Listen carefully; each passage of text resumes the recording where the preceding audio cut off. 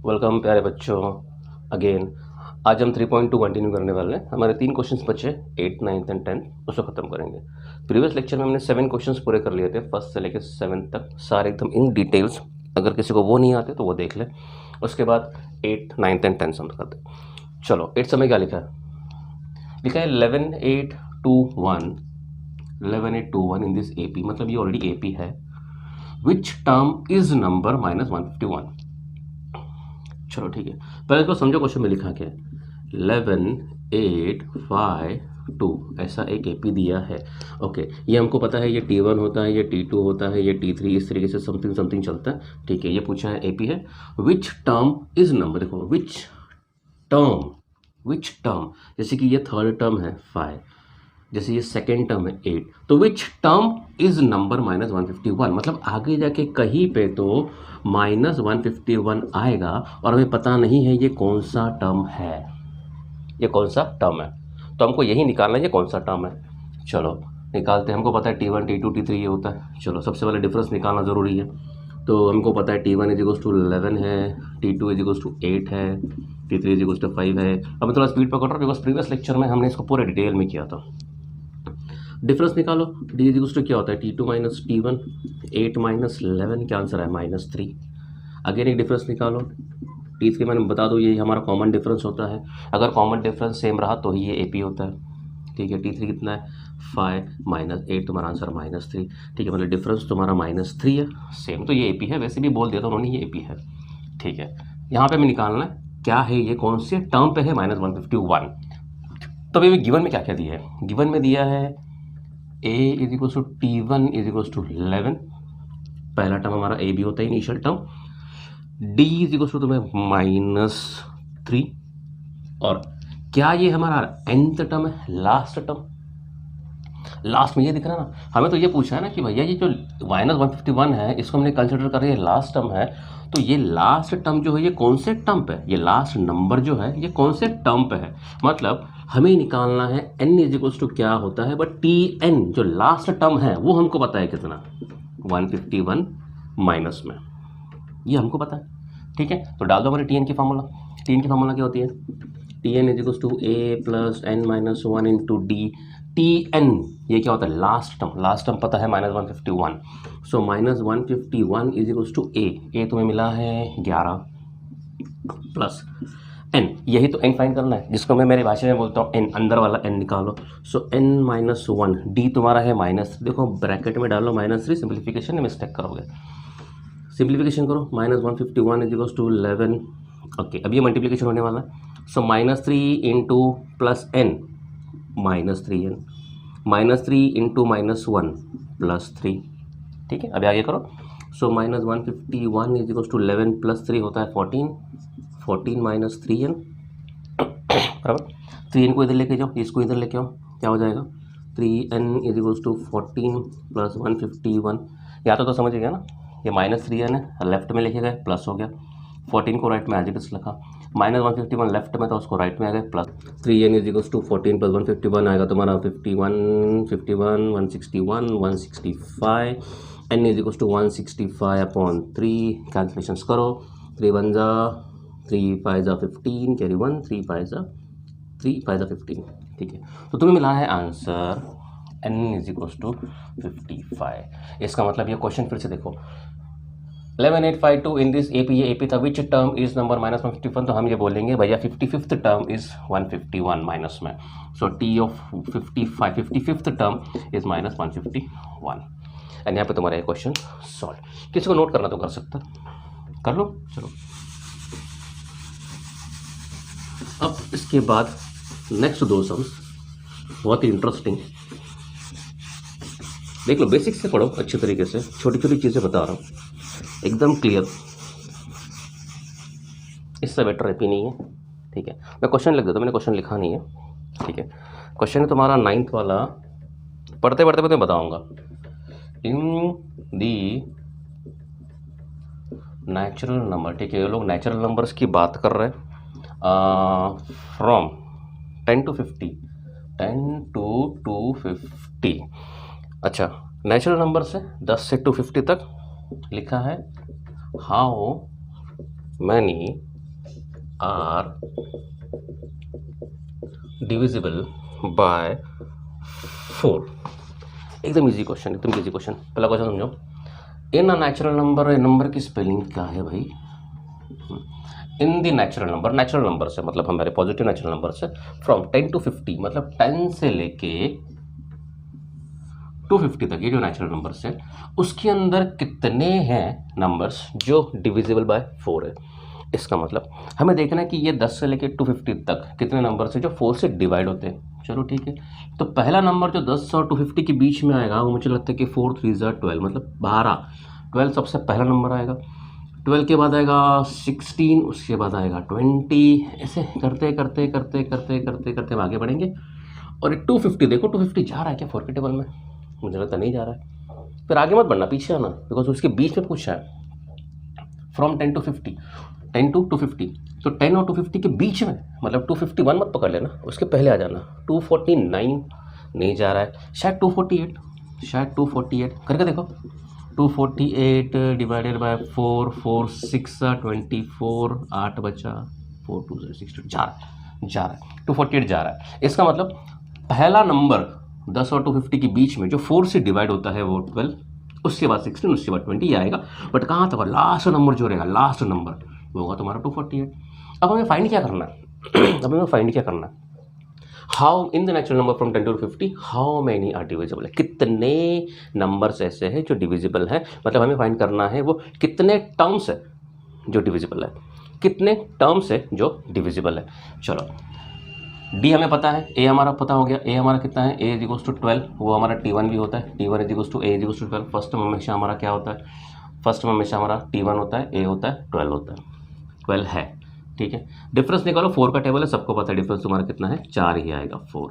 ठीक है, क्या हम 248 को nth टर्म ले? ये हमारा nth टर्म मिल गया। Tn इज इक्वल्स टू कितना है? 248। और हमें निकालना है कितने टर्म्स हैं, मतलब निकालना है ये n कितने टर्म्स है। चालू कर दो, सीधा Tn की फॉर्मूला लगा दो। Tn is equals to d Tn, nth term पता है 248। ये सब होने के बाद तुम्हें एक शॉर्टकट ट्रिक बताता हूँ मैं, ऐसी शॉर्टकट ट्रिक जो Tn की फॉर्मूला में AP में कभी कंफ्यूजन नहीं करेगी तुम्हें। ए तुम्हारा दिया है 12 प्लस ये n ही तो निकालना है, अंदर वाला n, और डिफरेंस है तुम्हारा 4।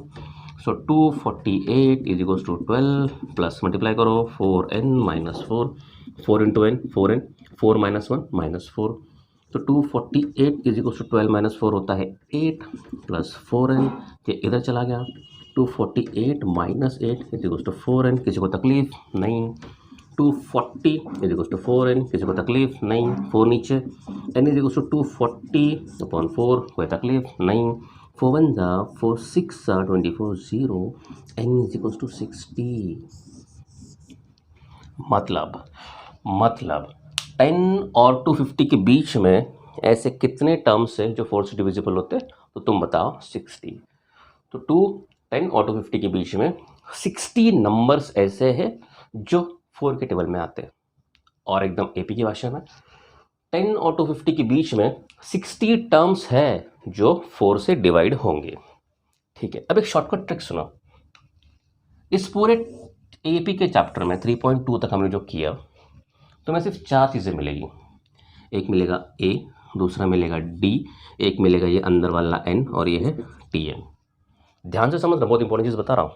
ठीक है, A हमारा होता है इनिशियल टर्म, फिर से बता रहा हूँ, बहुत इंपॉर्टेंट है, जिसको हम Tn के नाम से भी, T1 के नाम से भी जानते हैं।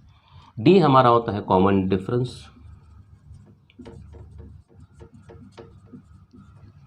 N होता है कौन सा टर्म, कौन से टर्म की तुम बात कर रहे हो। देखो एकदम एकदम कैजुअल बात कर रहा हूँ मैं।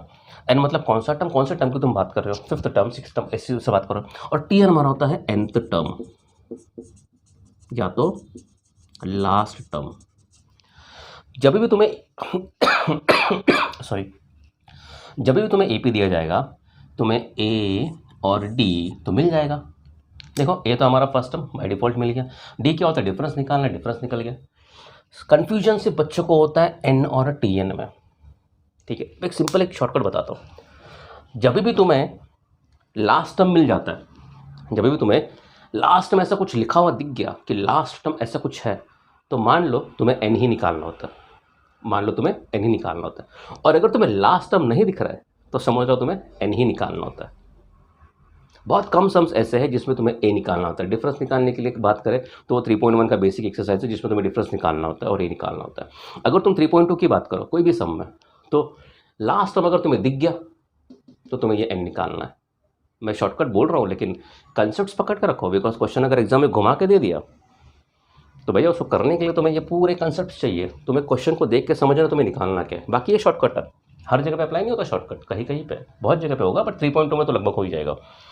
लास्ट टर्म तुम्हें दिख गया, n निकालना है, और अगर तुम्हें n बोल दिया तो लास्ट टर्म निकालना है। बस इतना पकड़ के चलो तो बड़े सारे सम्स हो जाएंगे। चलो इरेज कर रहा हूँ मैं, किसी को नोट करना कर लो। अभी ये एक्सरसाइज का तुम्हारा लास्ट सम, और ये बहुत ही ईजी सम है। लास्ट सम क्यों दिया है पता नहीं, बट सम बहुत ईजी है, कुछ भी नहीं। इसमें थोड़ा सा इन एन AP, कोई AP है, 17th term is 7 more than its 10th term। एक ही कोई AP, एक ही AP जिसमें बोला है कि 17th टर्म जो है वो 7 मोर है, मतलब 7 बड़ा है, मतलब 7 प्लस है, दैन इट्स 10th टर्म। ठीक है, मतलब 1 2 3 4 5 6 7 8 9, ये है हमारा 10th टर्म, और लिखा है 17th टर्म 11 12 13 14 15 16, और ये है हमारा 17th टर्म। ठीक है, ये बोल रहे कि जो 17th टर्म है ये 7 ज़्यादा है, मतलब 7 प्लस है। 7 मोर का मतलब क्या होता है, मैं लिख दूँ यहाँ पे कभी, यहाँ पे 7 मोर का मतलब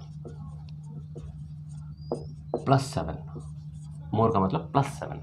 ठीक है, 17 ज़्यादा है। ठीक है, तो मुझे यहाँ से एक इक्वेशन दिख रही है कि t ऑफ 17 और t ऑफ 10 में 7 मोर है, मतलब ये वाला 7 ज़्यादा है, ये वाला 7 ज़्यादा है। तो इसको इक्वेट करने के लिए हम क्या करेंगे, इसमें 7 ऐड कर देंगे।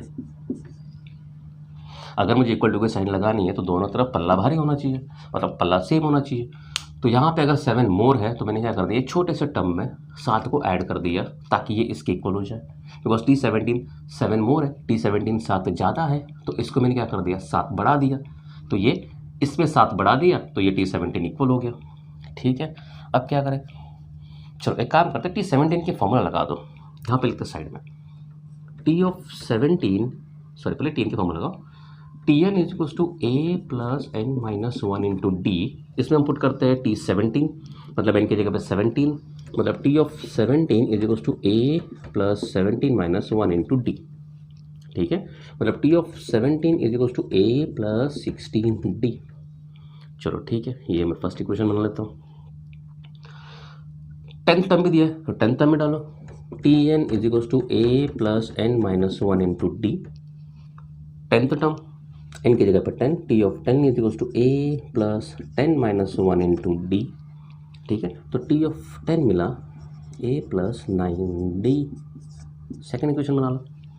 ठीक है, तो जो गिवन में दिया था 17th टर्म और 10th टर्म, हमने क्या किया, उन दोनों को tn की फॉर्मूला में डाल दिया। हमें कुछ एक इक्वेशन मिला है, कुछ सेकेंड इक्वेशन मिला है। ठीक है, अब यहाँ पर देखो, ठीक है, अब यहाँ पे देखो, इक्वेशन हमने बना ली है। ठीक है, पहले तुमने क्या किया, t17 निकाला, t10 निकाला। अभी काम करो, t17 की वैल्यू ये है, t17 की जगह पुट कर दो, क्या मिलेगा, a plus 16d is equals to t10 की वैल्यू यहाँ पर जिसकी ये है a प्लस 9d, पुट कर दो इसकी जगह पे a प्लस 9d, और a बचा प्लस 7, इक्वेट a और a कट, 16d इधर जाएगा minus 9d, 16d minus 9d is equals to, यहाँ पे बचा 7, 16 माइनस 9 होता है 7d is equals to 7, d is equals to 7/7, और ये मिला d इज इक्वल्स टू 1। मिल गया, कॉमन डिफरेंस 1 है। यहाँ पे भी साफ साफ दिख रहा था, देखो ये है 10, ये है 17, कितना आगे, ये 7 आगे, ये है 10, ये है 17, कितना आगे, 7 आगे है। साफ साफ दिख रहा था कि डिफरेंस कितना है, 1, इसीलिए तो 7 आगे। समझा नहीं समझा, मैं फिर से समझाता हूँ। ये है 10th टर्म, ये है 17th टर्म, 17th टर्म 7 ज़्यादा है, 7 ज़्यादा है, मतलब एक बड़ा होगा, तभी तो ये t17 7 ज़्यादा हुआ रहेगा, और इसीलिए डिफरेंस हमारा क्या आया, 1 आया। ठीक है, तो यहाँ पे हमारा ये एक्सरसाइज खत्म। ठीक है, चलो ऑल द बेस्ट।